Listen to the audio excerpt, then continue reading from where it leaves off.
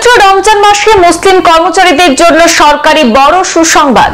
রোজাদার সরকারি কর্মীদের জন্য বিশেষ শিথিলতা জারি করল দক্ষিণী রাজ্যের সরকার। ইফতার নামাজের জন্য সরকারি কর্মচারীদের 1 ঘন্টা সময় কনসিডার ঘোষণা। মুসলিম কর্মচারীরা 1 ঘন্টা আগে অফিস ছাড়ার অনুমতি বিজেপির শরিক শাসিত দক্ষিণী রাজ্যে।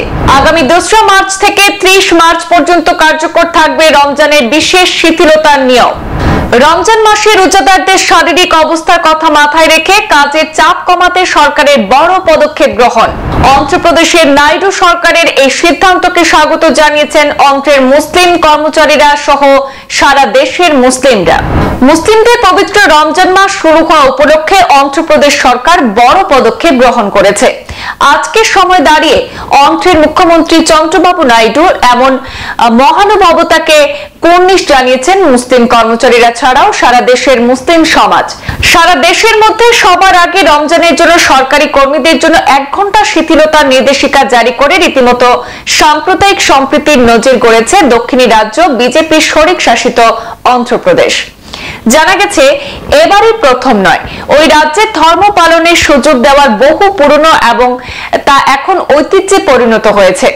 সরকারি মতে আরবি রমজান মাসে মুসলমানরা রোজা রাখেন এবং মসজিদে বিশেষ প্রার্থনা করেন। এই বিষয়টি মাথায় রেখে সরকার মুসলিম কর্মচারীদের 1 ঘন্টা আগে অফিস ছেড়ে যাওয়ার অনুমতি দিয়েছে।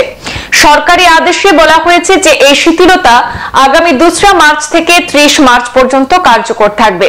এটি স্পষ্ট করে দিয়েছে যে এটি সমস্ত সরকারি বিভাগে কর্মরত মুসলিম কর্মচারীদের ক্ষেত্রে প্রযোজ্য। নামাজ এবং ইফতারের জন্য এই সুবিধা প্রদান করা হচ্ছে। কর্মকর্তারা জানিয়েছেন মুসলিম কর্মচারীদের ধর্মীয় উপাসনায় যাতে ব্যাঘাত না ঘটে সেটি নিশ্চিত করার জন্য সরকার এই পদক্ষেপ নিয়েছে। এই শিথিলকরণের ফলে মুসলিম কর্মচারীরা আরো বেশি নিষ্ঠার সাথে রোজা পালন করতে পারবেন। রমজান মাসে রোজাদারদের শারীরিক অবস্থার কথা মাথায় রেখে তাদের কাজের চাপ কমাতে সরকার এই পদক্ষেপ নিয়েছে। মুসলিম কর্মচারীরা এই সিদ্ধান্তকে স্বাগত জানাচ্ছেন। সরকার তাদের বিশ্বাসকে সম্মান করছে বলে তারা আনন্দ প্রকাশ করেছেন। নাইডু সরকারের এমন পদক্ষেপকে সাধুবাদ জানিয়েছেন সারা দেশের মুসলিমরা। সংবাদ এ পর্যন্তই। পরবর্তী অন্যান্য আপডেট পেতে সাথে থাকুন। ধন্যবাদ।